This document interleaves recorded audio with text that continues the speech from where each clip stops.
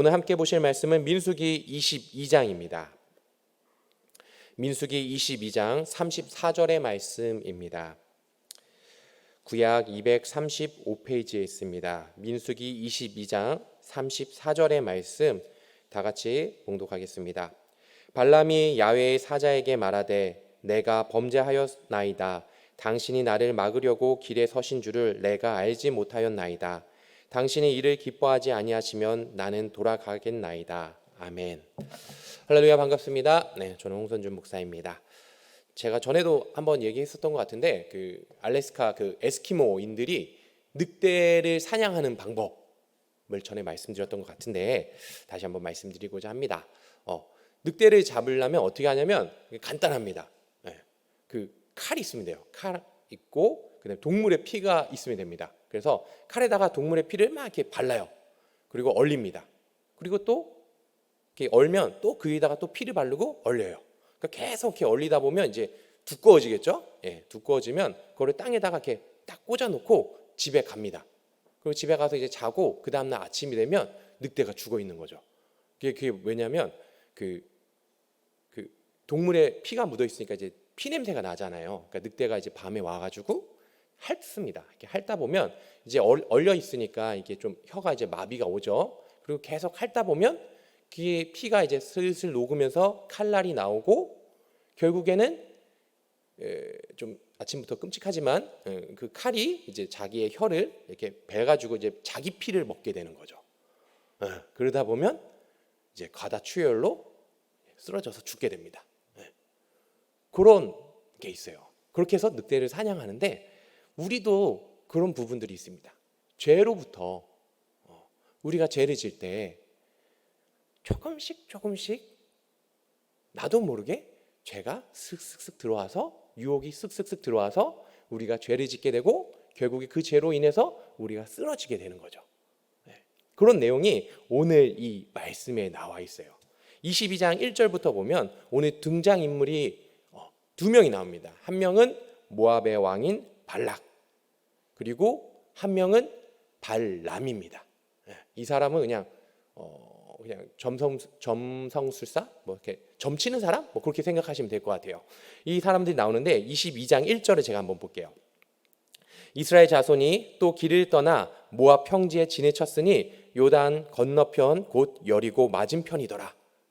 이제 여리고 앞까지 이스라엘 백성들이 와 있는 상황이죠. 근데 이제 무슨 일이 있냐면 2절에 십볼의 아들 발락이, 모압 왕 발락이 이스라엘인이 아모리인에게 행한 모든 일을 보았으므로 모압이 심히 두려워하였으니 이스라엘 백성이 많음으로 말미암아 모압이 이스라엘 자손 때문에 번민하더라.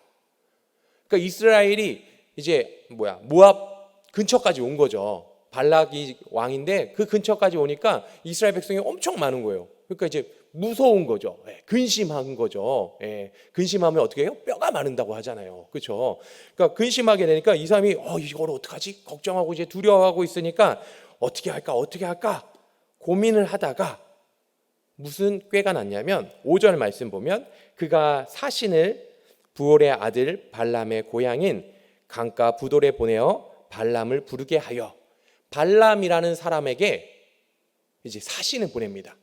사신을 보내서 어떻게 하냐면 5절 계속 이어서 보면 이르되 보라 한 민족이 이스라엘 백성이죠. 한 민족이 애굽에서 나왔는데 그들이 지면을 덮어서 우리 맞은편에 거주하였고, 그러니까 엄청 많은 걸 덮었다고 하죠. 지면을 덮었다 하니까 이스라엘 백성이 너무 많은 거예요. 그래서 내가 걱정이 된다. 그러면서 6절에 우리보다 강하니 청하건대 와서 나를 위하여 이 백성을 저주하라.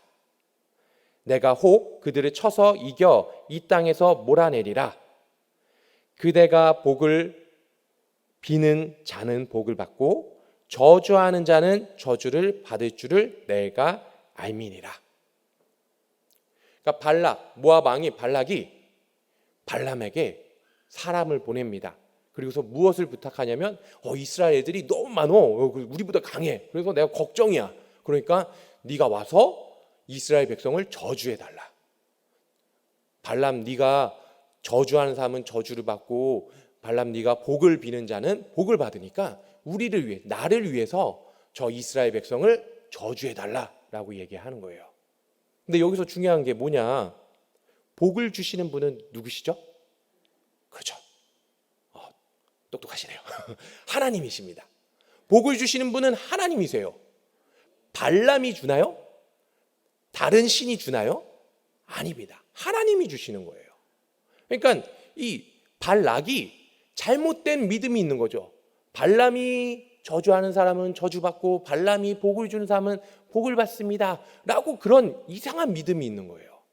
제가 전에 가끔 제가 이제 성도님들한테 얘기하는 게 있어요. 저희 어머니가 이제 산기도를 이제 매일 가시는데, 산기도 가서 이제 기도하다 보면은 막 이렇게 사람들이 이렇게 막 올라오잖아요. 이렇게 올라오는데 비가 왔나 눈이 왔나 하여튼 좀 날씨가 안 좋은 날이었는데 그 한 교회인지 모르겠지만 단체로 올라오더래요. 단체로 올라와서 그 인도하는 분이 그 사람들한테 비가 온다고 우리가 천국 안 가나요? 눈이 온다고 우리가 천국 안 가나요? 기도합시다 하면서 막 기도를 되게 열심히 인도를 하는 거죠. 그래서 와, 믿음 좋다 그 생각을 하는데 알고 봤더니 그 사람들이 누구냐? 이단인 거죠. 네. 이단도 믿음이 되게 좋아요. 잘못된 믿음을 가진 거죠. 그렇죠? 네. 이 발락도 잘못된 믿음을 갖고 있는 거예요. 복을 주시는 분은 하나님이신데 다른 사람에게, 그냥 일반적인 사람에게 복을 구하고 있는 그런 모습을 보고 있을 때 좀 우리 입장은 좀 답답하죠. 여하튼 발락이 발람에게 좀 와서 나를 위해서 이스라엘을 저주해달라 그러면서 7절에 모압의 장로들과 미디안의 장로들이 손에 복채를 가지고 이렇게 돈을 갖고 갔는지 하여튼 물건을 가지고 떠나 발람에게 이르되 발락의 말을 그에게 전하매 발람이 그들에게 이르되, 이제 발람이 이제 대답을 합니다. 이 밤에 여기서 유숙하라. 좀 여기서 잠 좀 자라. 좀 나에게 시간을 달라라고 하는 거죠. 그러면서 야훼께서 내게 이르시는 대로 너희에게 대답하리라. 나에게 좀 시간 좀 줘. 나 좀 기도 좀 해볼게. 기도 좀 해보고 하나님이 말씀하시는 대로 내가 너희들한테 말을 해주겠다. 이렇게 말을 합니다. 이러고만 봤을 때 발람이 하나님을 잘 섬기는 사람처럼 보여요. 그렇죠? 근데 발람은 그런 사람이 아니에요. 하나님을 잘 섬기는 사람이 아니에요. 그냥 여러 신을 이제 섬기는데 그 중에 한 신이 하나님인 거예요. 그러니까 이 사람은 하나님을 믿는 사람이 아니라 그냥 여러 신 중에 한 사람이 하나님이었던 거예요. 네. 그래도 대단하죠. 그래도 신한테 물어보고 움직이니까요. 네. 저는 그걸 잘 못하는데 이 사람은 이렇게 하네요. 또 하여튼 그렇게 기도를 해보겠다라고 얘기를 해요. 그랬더니 9절에 하나님이 진짜로 나타납니다. 그 밤에 하나님이 발람에게 나타납니다. 하나님이 발람에게 임하여 말씀하시되 너와 함께 있는 이 사람들이 누구냐? 발람이 하나님께 아뢰되 모압 왕 십볼의 아들 발락이 내게 보낸 자들이니이다. 이르기를 보라, 애굽에서 나온 민족이 지면을 덮었으니 이제 와서 나를 위하여 그들을 저주하라. 내가 혹 그들을 쳐서 몰아낼 수 있으리라 하나이다. 다 얘기합니다. 하나님께 다 얘기해요. 발락이 나를 불렀고 그들을 좀 저주해달라고 얘기합니다. 이스라엘 백성을 저주해달라고 합니다. 그랬더니 하나님이 대답하시는데 뭐라고 대답하시냐면 하나님이 발람에게 이르시되 너는 그들과 함께 가지도 말고 그 백성을 저주하지도 말라. 그들은 복을 받은 자들이니이다. 제가 이 말씀을 너무 좋아해서 새벽 설교할 때 종종 이 말씀을 얘기했었는데요. 하나님이 발람에게 얘기합니다. 너 발락의 말대로 그들과 함께 그 사신들과 함께 발락에게 가지 말아라. 그리고 이스라엘 백성을 저주하지 말아라. 왜냐하면 그들은 복을 받은 자들이니이다. 복을 받은 이 단어가 히브리어로 보면 뭐냐면 과거에도 복을 받았고 지금도 복을 받고 있는 중이에요. 그러면 그 말은 뭐예요? 옛날에도 받았고 지금도 받고 있고 그럼 미래는 뭐예요? 미래도 복을 받을 사람들인 거죠. 그러니까 하나님께서 계속 복을 주신 사람들이니까 그들 저주하지 마. 복을 주는 사람은 하나님이다 라고 얘기하는 거죠. 근데 중요한 게 지금 이게 이스라엘 백성이 지금 어디에 있어요? 어디에 있나요? 22절 1절에 보면 여리고 맞은편에 있는 거죠. 그러니까 가나안 땅에 들어가기 직전인데, 민수기 앞에 보면 제가 전에 설교했던 부분이 뭐였냐면 정탐꾼을 보내잖아요. 그렇죠? 그 정탐꾼을 언제 보내냐? 가나안 땅 들어가기 바로 직전에 보내요. 그래서 하나님께서 진노하셔서 40년을 또 고생을 한 거잖아요. 그렇게 똑같은 상황인 거잖아요. 또 과거에 이스라엘이 잘못을 저지른 곳에 지금 이스라엘이 와 있어요.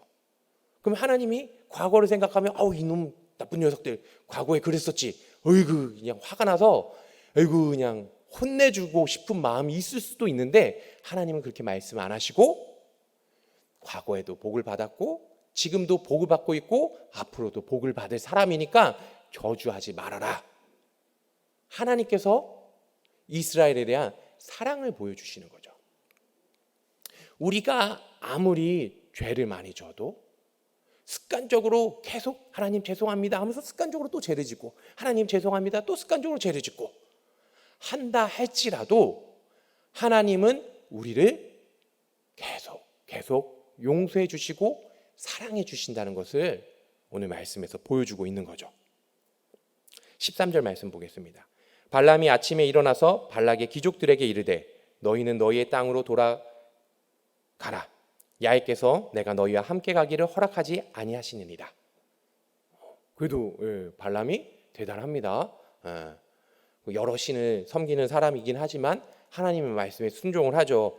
야, 나는 너희랑 같이 갈 수 없으니까 그냥 돌아가 라고 보냅니다. 그런데 이제 발락이 포기하지 않아요. 처음에 사신들을 보내고 복채를 줘서 보냈는데 괜찮아, 안 가도 돼, 그거 안 받아도 돼, 그리고 나는 못 가겠어 라고 얘기합니다. 그런데 조금씩 발람을 유혹하는 이제 장면이 나옵니다. 15절에 발락이 다시 그들보다 더 높은 고관들을 더 많이 보내매. 더 높은 사람을 보내는 거예요. 내가 너를 이 정도로 생각하고 있어. 더 높은 사람들을 보내고, 그리고 16절 계속 읽어보면 그들이 발람에게로 나아가서 그들에게 이르되 십볼의 아들 발락의 말씀에 청하건대 아무 것에도 거리끼지 말고 내게로 와라. 하나님 그런 말씀 신경 쓰지 말고 좀 나한테 좀 와라. 좀 이스라엘 백성을 저주 좀 해줘. 이렇게 말을 하면서 17절 내가 그대를 높여 크게 존귀하게 하고, 너 되게 내가 높여줄게. 좋은 자리 줄게. 명예를 줄게. 그대가 내게 말하는 것은 무엇이든지 시행하리니 청하건대 와서 나를 위하여 이 백성을 저주하라 하시더라. 네가 원하는 거 다 줄게. 그리고 너 정말 좋은 우리나라에서 좋은 직책 줄게. 진짜 너 정말 우리나라에서 정말 은인처럼 너를 모실 테니까 좀 제발 와라. 하나님 말씀 그런 거 신경 쓰지 말고 나한테 좀 와라 라고 얘기합니다. 18절에 발람이 발락의 신하들에게 대답하여 이르되 발락이 그 집에 가득한 은금을 내게 줄지라도 내가 능히 야훼 내 하나님의 말씀을 어겨 덜하거나 더하지 못하겠노라. 믿음이 되게 좋아 보이죠? 아무리 나한테 돈을 많이 줘도, 금은 무화를 내게 줘도 내가 하나님 말씀 어길 수 없고 내가 더하거나 덜하지 못하겠다. 여기까진 좋은데 19절에 그런즉 이제 너희도 이 밤에 여기서 유숙하라. 야훼께서 내게 무슨 말씀을 더하시는지는 알아보리라. 유혹이 오면 끊어야 돼요. 그렇죠?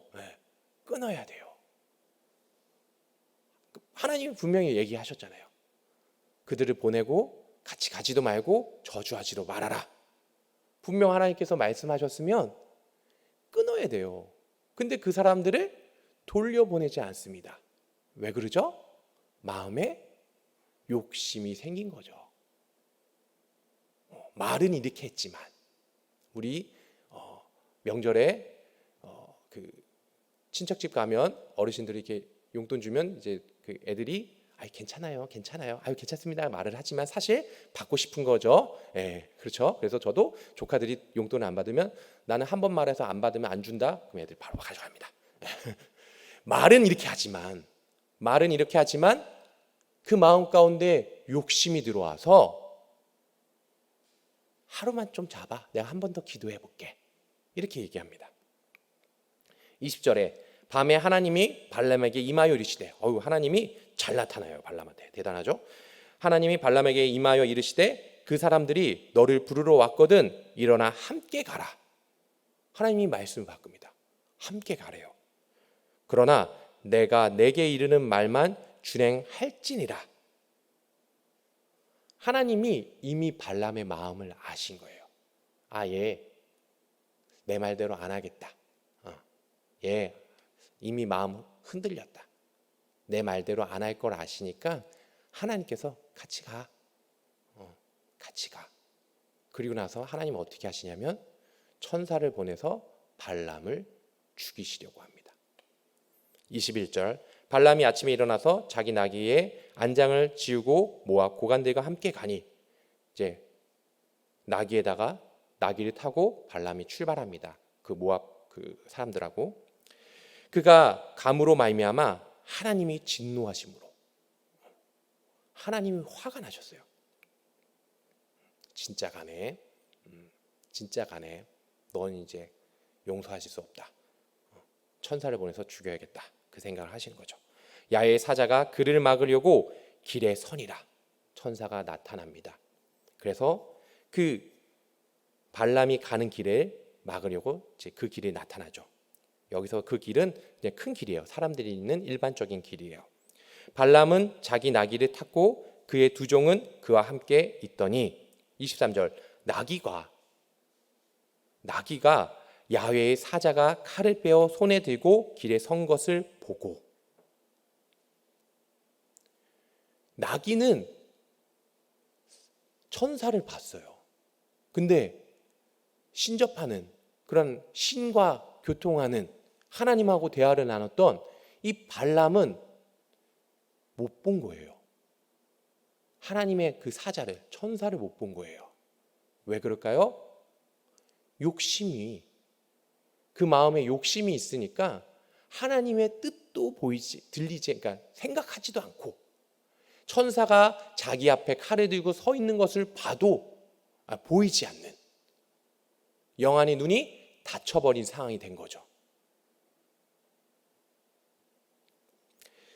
다시 23절 나귀가 야훼의 사자가 칼을 빼어 손에 들고 길에 선 것을 보고 길에서 벗어나 밭으로 들어간지라. 밭으로 그 큰 길에서 벗어나서 밭으로 들어갑니다. 발람이 나귀를 길로 돌이키려고 채찍질을 하니 이게 어디 가는 거야? 똑바로 가야지. 그래서 채찍질을 막 합니다. 그러는 사이에 하나님의 사자가 발람에게 조금씩 다가옵니다. 24절 야훼의 사자는 포도원 사이 좁은 길에 섰고 그 길이 정확히 그 밭이 포도원이었는지는 모르겠지만 하여튼 발람에게로 다가오는 거 있습니다. 이게 그냥 성경 글로만 돼 있어서 그런데 우리가 상상해 보면 길에서 사자가 있고 발람이 있었으면 이제 나귀가 딴 길로 빠지잖아요. 그럼 사자가 따라오는 거예요. 조금씩 그 발람에게로 다가오고 있는 거죠. 나귀가 야훼의 사자를 보고 몸을 담에 대고 발람의 발을 그 다음에 짓누르매 이제 그 담에다가 사자를 보고 아유 죽게 생겼네 하면서 나귀가 막 이렇게 비비는 거죠. 그래갖고 발람이 아파 이렇게 소리를 질렀겠죠. 그러면서 얘가 왜 그러는 거야 하면서 또 채찍질을 합니다. 그러더니 26절에 야훼의 사자가 더 나아가서 좌우로 피할 데 없는 좁은 곳에 선지라. 바로 코앞까지 온 거예요. 그러니까 나귀가 어떻게 해요? 아이고 이제 끝났네 죽었네. 그러면서 27절 나귀가 야훼의 사자를 보고 발람 밑에 엎드리니 발람이 노하여 화가 난 거죠. 지팡이로 나귀를 때립니다. 여기서 발람이 화가 났다고 하잖아요. 그게 아까 22절에 발람이 아침에 일어나서 그 고관들과 같이 길을 나섰을 때 하나님께서 진노하셨다고 했잖아요. 똑같은 단어예요. 언어를 보면 똑같은 단어예요. 그러니까 하나님이 화가 났던 것처럼 발람도 화가 난 거죠. 이 나귀가 안 가니까. 나 빨리 가서 저주해주고 그 돈 받아야 되는데. 그러니까 화가 나니까 이 나귀가 말문이 트인 거죠, 갑자기. 기가 막히게. 야훼께서 나귀의 입을 여시니 발람에게 이르되 내가 당신에게 무엇을 하겠기에 나를 이렇게 이같이 3번을 때리느냐. 우리 집이 기르는 개가 갑자기 한국말로 말을 한다면 깜짝 놀라겠죠. 근데 이렇게 나귀가 말을 했어요. 근데 발람은 놀라지 않고 그의 대답을 합니다. 이게 미쳤나? 그래서 발람이 나귀에게 말하되 내가 나를 거역하기 때문에 내 손에 칼이 있었더라면 곧 너를 죽였으리라. 야, 너 내 칼이 있었으면 넌 죽었어. 이렇게 얘기하니까 나귀가 발람에게 이르되 나는 당신이 오늘까지 당신의 일생 동안 탄 나귀가 아니냐. 내가 언제 당신에게 이같이 하는 버릇이 있었더냐. 그가 말하되 없었다. 그때 하나님께서 야훼께서 발람의 눈을 밝히심에 야훼의 사자가 손에 칼을 빼들고 길에 선 것을 보고, 그리고 나서 발람이 머리를 숙이고 엎드리고 오늘 본문 말씀과 같이 34절에 발람이 야훼의 사자에게 말하되 내가 범죄하였나이다. 당신이 나를 막으려고 길에 서신 줄을 내가 알지 못하였나이다. 당신이 이를 기뻐하지 아니하시면 나는 돌아가겠나이다. 라고 고백을 하는 거예요. 우리가 마음에 욕심이 있고 우리의 마음이 죄가 들어오면 조금씩 우리의 마음을 이 죄들이 빼앗아 갑니다. 하나님에 대한 생각과 하나님에 대한 말씀을 빼앗아서 결국에 우리가 죽음에 이르는 지경까지 이르는 거죠. 발람이 이렇게 하나님한테 말씀을 드렸지만 23장 내용들을 보시면 또 24장 말씀을 보면은 뭐가 있냐면 하나님께서 발람을 보냅니다. 발락에게.